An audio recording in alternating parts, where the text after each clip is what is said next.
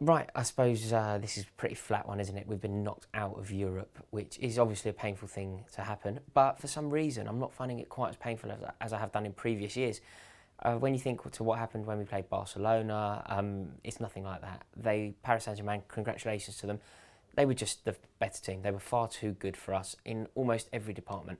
I thought Thiago Motta was pretty much incredible. I think that when he sat kind of behind the midfield and in front of the defence, he did a job that Nemanja Matic would have been proud of, who's sort of the master of that position at the moment. I thought he was absolutely incredible, actually. In the preview that I did with Adam, after a lot of sort of liaising and discussing the PSG side with Adam, we'd highlighted David Luiz to be the danger man, and we were proved absolutely correct. As we know, David Luiz is an irritant and has a massive ricket in him, but he also has the potential to be an incredible football player. And I think he proved that last night. I think his desire to win epitomised the PSG team, and he never said die and never gave up and fought until the very last breath. And as a result, his team are in a draw and potentially having a nice holiday to Monaco, whereas we have Hull to look forward to. So yeah, not ideal. But yeah, like I say, it's just that they were too good. Something happened to a Chelsea team that I've never ever seen happen to, well, a Mourinho Chelsea team that I've never seen happen before, and that is that we were completely outmuscled. That would never have happened when Michael Ballack was in the team. That would have never happened when Michael Essien was in the team. Frank Lampard put his fair share of tackles in. This team were completely outmuscled and outfought, and that's quite painful, really. I didn't expect that to happen. I think it was that sort of passion and strength that was shown by a lot of their more aggressive players that allowed them to, let's say, Marco Verratti play, and he can play. And they were just, in every department, you know, when you think about what Costa was getting up to, he seemed far more interested in having an argument or having a fight than he did in scoring a goal. I think John Terry, as wonderful as he has been this season, was kind of caught short for their goal.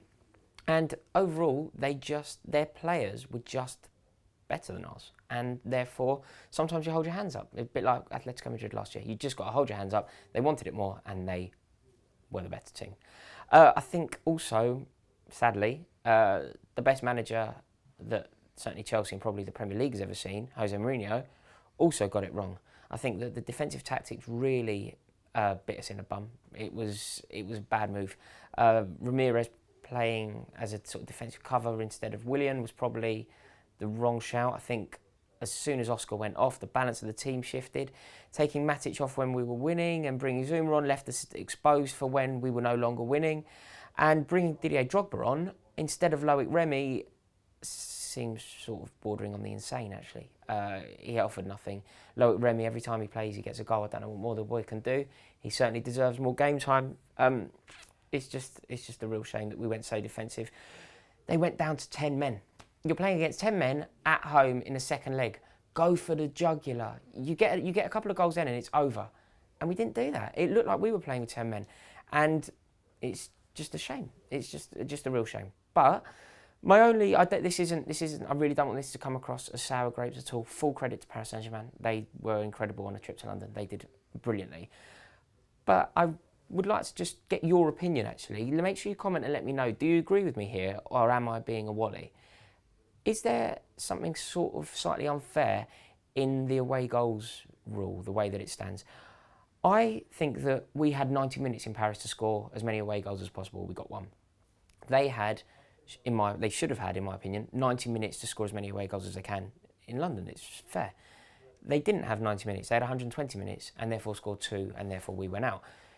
That really doesn't seem fair to me. You know, in the Carling Cup, it's 90 minutes after extra time, away goals no longer count. And I really think that's how it should be. Is this me being weird? Am I barking up the wrong tree here? Am I sounding slightly bitter about what happened last night? If I am, let me know, but I really don't want to be. I'm not suggesting for one second that Paris didn't deserve to go through. I'm just asking your opinion, because for me, something doesn't sit comfortably about this away goal rule. It really doesn't seem particularly fair. But yeah, so let me know. The only other thing I'd like to flag, and this is the most painful thing of the night for me, actually. Not only did the Paris Saint-Germain players want it more, I think their fans did. Their fans, you know, I went over to Paris, I was there with Sophie, we did fan cams in the ground, it was excellent. Their fans in that stadium were fantastic. They do this thing where sort of the one stand behind a goal chants at the other stand behind the goal opposite, and they have this back and forth. And last night they were going bonkers. They were doing a sort of semi-Poznan where they were all bouncing around. They looked lively. They looked really, really good. That atmosphere at Stamford Bridge last night was the most flat atmosphere I've ever been to in a European game. I don't know what the answer is, but I think that somebody at the Chelsea Supporters Trust has to do something about this. Perhaps it's the fact that the tickets were generally priced at around 60 quid. Perhaps it's the fact that they've sort of over-sanitised everything and you can barely get away with standing up at Stamford Bridge anymore. But something has to give here because it was so flat. And I think that it rubs off on the team. The Paris Saint-Germain fans were going bonkers and their team put their necks on the line. Our fans were exceptionally quiet. And I don't know if we sort of thought we had it in the bag, but it was dead in there. It was absolutely dead. And sort of apart from about 15 fellas who were towards the back of the stand I sit, Matthew Harding, gate 16, towards the back of that stand there was a bit of noise and people trying to generate something. But aside from that, you could hear a pin drop, and that is completely unacceptable. So anyway, we're just going to have to console ourselves with winning 2 trophies this year. So yeah, not a terrible season. Let's not kind of go too depressive with this. So just fingers crossed that we focus on the league fully, beat Southampton. That's all we have to do. But yeah, so let me know, trying to keep our chins up. Let me know what you think. Really interested in your thoughts on that away goal rule, because I'm beginning to think that I'm coming across silly, but I really, really want to know your thoughts on it. And let me know, were you as impressed with Marco Verratti as I was? Do you think that we were as flat? Do you think the atmosphere was that bad? Did it come across like that on the telly if you weren't in the ground? So yeah, let me know. Really interested to hear your thoughts. Thanks for watching. Cheers.